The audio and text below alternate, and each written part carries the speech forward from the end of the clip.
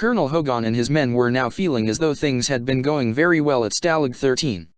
The colonel that ran the Stalig 13 was a clumsy man who was not interested in the war or what went on at his Stalig for the most part. But the ability for the men to enter and leave the compound depended completely on the knowledge of the guards that guarded the compound, the timing of the spotlights and the dogs. One of the many tunnels that the men had went directly into the dog compound. This tunnel was used for the most part in only emergency situations, but it was used there. LeBeau had always been very friendly with the dogs and had made it a point to be their friend. He was always the first man to enter the dog compound because he was the man that the dogs knew the best. He could calm them down if they got nervous when someone new came into the camp.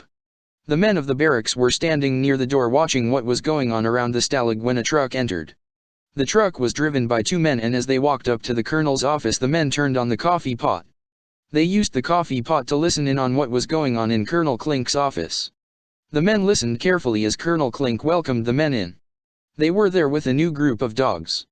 These dogs had been trained to rip just about anyone who would come near them. They were vicious and would show no mercy should anyone get outside of the compound. If they were turned loose, they would attack anyone that was not in a German uniform. Colonel Hogan and his men listened intently to the men and shut the pot off as the men left the office. This would indeed cause a problem for him and his men.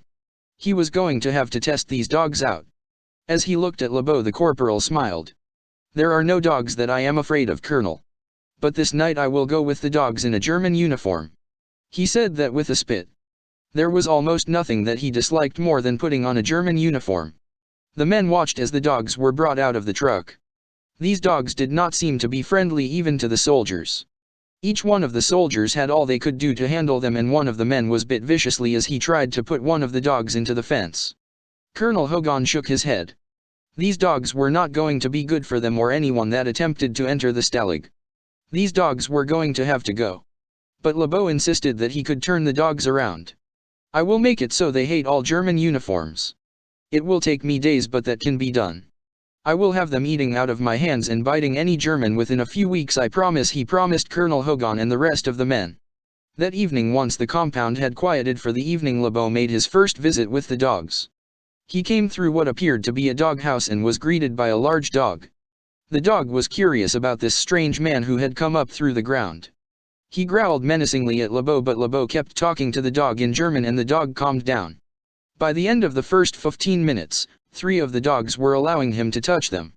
Each night LeBeau would go into the dog's pen and talk to the dogs.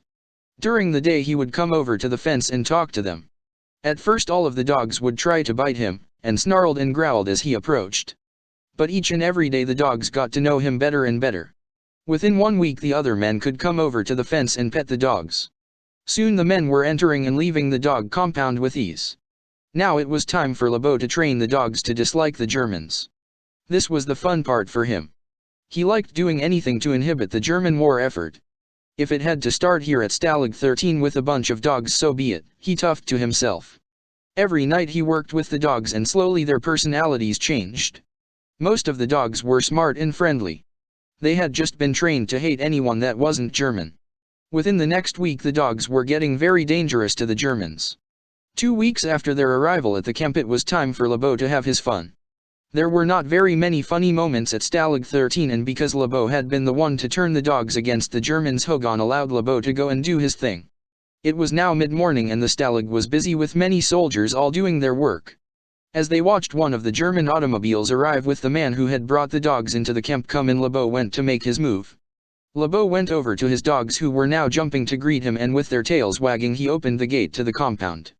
Hogan had the men who the dogs were familiar with outside and the men that the dogs didn't know in the barracks.